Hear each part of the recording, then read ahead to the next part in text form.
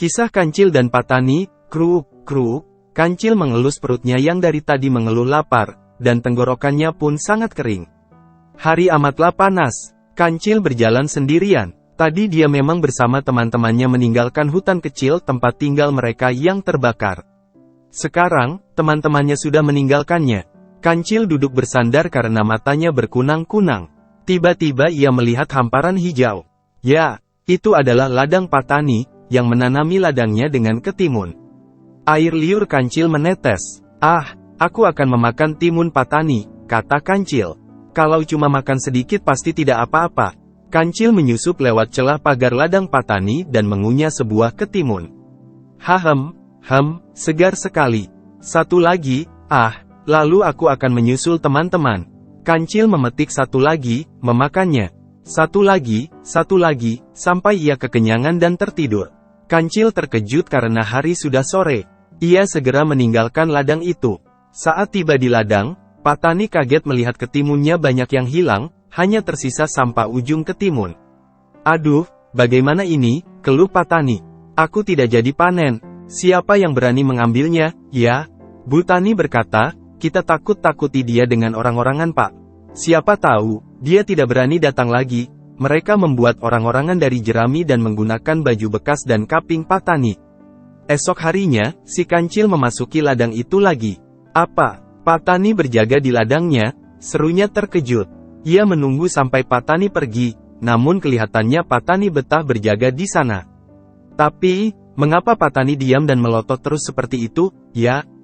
Kancil memberanikan diri untuk memasuki ladang dan Patani tidak mengusirnya. Akhirnya Kancil mengerti, bahwa itu hanya orang-orangan yang dibuat seperti Patani. Ayo, makan bersamaku, Patani, ajaknya dan mengambil kaping orang-orangan itu. Ia makan sampai kenyang sambil nyender ke tubuh orang-orangan itu. Setelah kenyang, Kancil segera pergi. Sorenya, Patani terkejut karena ketimunnya tetap hilang. Ulah siapa, sih, ini, sambil geram. Sepertinya pencurinya sudah tahu jika ini orang-orangan dan bukan bapak, kata Bu Tani. Bagaimana jika kita melumuri orang-orangan ini dengan getah, sehingga akan membuat lengket pencurinya? Lalu mereka melumuri tubuh orang-orangan itu dengan getah buah nangka. Esoknya, Kancil datang lagi.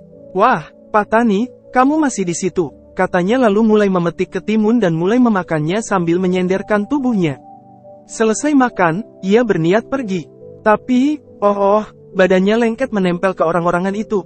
Tiba-tiba datanglah Patani. Kancil tidak berkutik, dia harus siap-siap dihukum. Rupanya kamu yang memakan hasil jerih payahku. Patani berkacak pinggang. Ampun, Patani, maafkan aku. Hutan kecil kami terbakar beberapa hari lalu.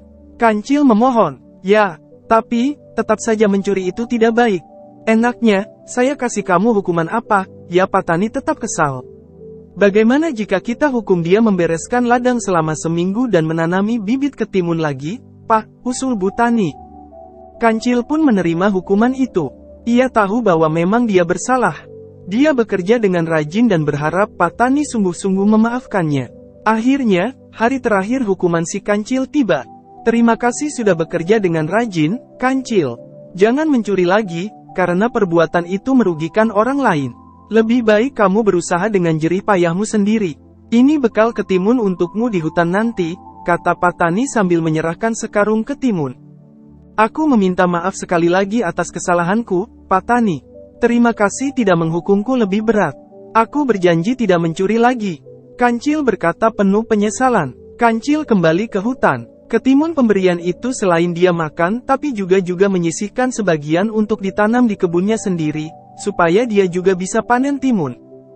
Kalau kalian suka cerita si Kancil dan Patani ini jangan lupa like, komen, dan subscribe. Terima kasih.